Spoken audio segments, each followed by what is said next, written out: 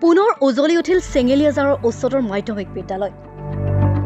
চাহ দোকানীৰ পুত্ৰ পাৰ্থপ্ৰতিম শৰ্মাই লাভ কৰিলে 91.83%।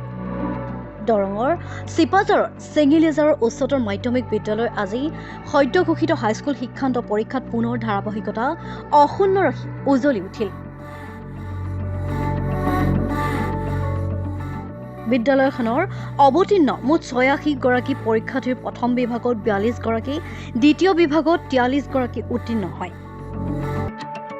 ইয়াৰে পাৰ্থপ্ৰতিম শৰ্মা নামৰ দৰিদ্ৰ পৰিয়ালৰ পৰীক্ষাৰ্থীগৰাকীয়ে অসমীয়াত 98 নম্বৰ, ইংৰাজীত 91, সাধাৰণ গণিতত 99, সাধাৰণ বিজ্ঞানত 91, সমাজ বিজ্ঞানত 77 আৰু ঐচ্ছিক গণিতত 99 সংখ্যা লাভ কৰিবলৈ সক্ষম হয়। ছাত্ৰগৰাকীৰ মুঠ নম্বৰ 591.83% লাভ কৰে। পিতৃ চাহ দোকান দি কষ্টৰ মাজেৰে পুত্ৰক পঢ়ুৱাইছিল। মই একো অসুবিধা দিয়া নাই, তথাপিতো অলপ দেচোন কিবা কিবি লাগিলে ধৰ আজি দিব লগা বস্তুটো কালি পৰহি দিছোঁ, এনেকুৱা মানে পঢ়াৰ যাৰ যোগাৰ সম্পূৰ্ণ তাৰমানে ৰূপে ধৰিব পৰা নাছিলোঁ, তথাপিতো কিন্তু অসুবিধা দিয়া নাছিল। আপুনি যিহেতু কষ্ট কৰি বা দিন হাজিৰা বা ধৰণৰ হোটেল ব্যৱহাৰ কৰি খোৱা লোক, আপুনি এই পঢ়াৰ ক্ষেত্ৰত কিবা অসুবিধা পায়? আপুনি কষ্ট কৰিবলগীয়া আছিল ল'ৰাটো? কষ্ট অন্য নাই, ইয়াৰ ধৰ কাপোৰ কানি বা কিতাপ পত্ৰৰ ক্ষেত্ৰতে অলপ অসুবিধা হৈছিল, কিন্তু লাগিলে আৰ্টৰ পৰা আনি হ'লেও পঢ়িছে আৰু সেইটো অসুবিধা। আজি আপুনি ভাবিছিলে যে এনেকুৱা মোৰ ল'ৰাটো এনেকুৱা এটা ভাল ফলাফল কৰিব? মই ভাবিছিলোঁ, কিন্তু হ'লেও মোৰ অলপ সন্দেহ আছিল। এইটোৰ কাৰণত সন্দেহ আছিল মানে উচিত ধৰণে তাৰমানে যা যোগাৰখিনি দিব পৰা নাছিলোঁ। যাৰ পিছত দুখৰ চকুলোৰ বিপৰীতে আজি পুত্ৰৰ ফলাফলত আনন্দিত হৈ পৰিছে পিতৃ মাতৃ। ইঞ্জিনিয়াৰিঙত পঢ়াৰ ইচ্ছা পাৰ্থপ্ৰতিম শৰ্মাৰ। নিয়মিতভাৱে পুৱা গধূলি অধ্যয়ন কৰিছিল আৰু পৰীক্ষাৰ পিছত এটা ভাল ফলাফল লাভ কৰিব বুলি আশা কৰিছিল।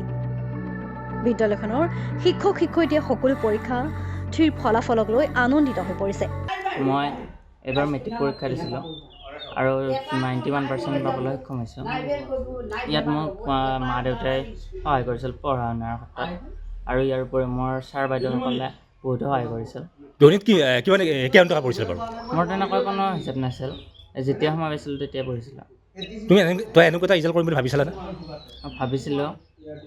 তোমাক এই পঢ়াৰ ক্ষেত্ৰত কোনে অৰিহণা বা প্ৰেৰণা যোগাইছিল বাৰু? প্ৰেৰণা মোৰ ছাৰ বাইদেউসকলে। এতিয়া তুমি কি কৰিম বুলি ভাবিছা? কি পঢ়িম বা ক'ত পঢ়িবা? মই JEE এক্সামৰ কাৰণে কোচিং কৰিম বুলি ভাবিছোঁ, আৰু তাৰপিছত ইঞ্জিনিয়াৰিং। অলপ টাইম মোবাইল চাইছিল, কিন্তু আৰু বেলেগকৈ ধৰ তাক কাষখন কৰিব লগা হোৱা নাছিল পঢ়াৰ ক্ষেত্ৰত। সমাজ বিজ্ঞানত অলপ কমিছে বাৰু নম্বৰটো, আৰু অলপ পাব বুলি ভাবিছিলোঁ। আজি আপোনাৰ মনটো কেনে লাগিছে? ভাল লাগিছে। আপুনি পঢ়া ক্ষেত্ৰত আপোনাৰ সন্তানক কিবা তাগিদ কৰিব লগা হৈছিল? নাই তেনেকুৱা তাগিদ কৰিব লগা নহয়। মইতো আৰু আমি ধৰক এনেই পঢ়াব নোৱাৰোঁ, ওচৰত থাকিছিলোঁ বা ধৰ দেৰিলৈকে পঢ়িলে কৈছিলোঁ অলপ টোপনি যোৱা, তেনেকুৱাকৈ কৈছিলোঁ। ৰাতিপুৱা আৰু সোনকালে উঠাই দিব নালাগে, তাৰ নিজৰ ইচ্ছামতে উঠে।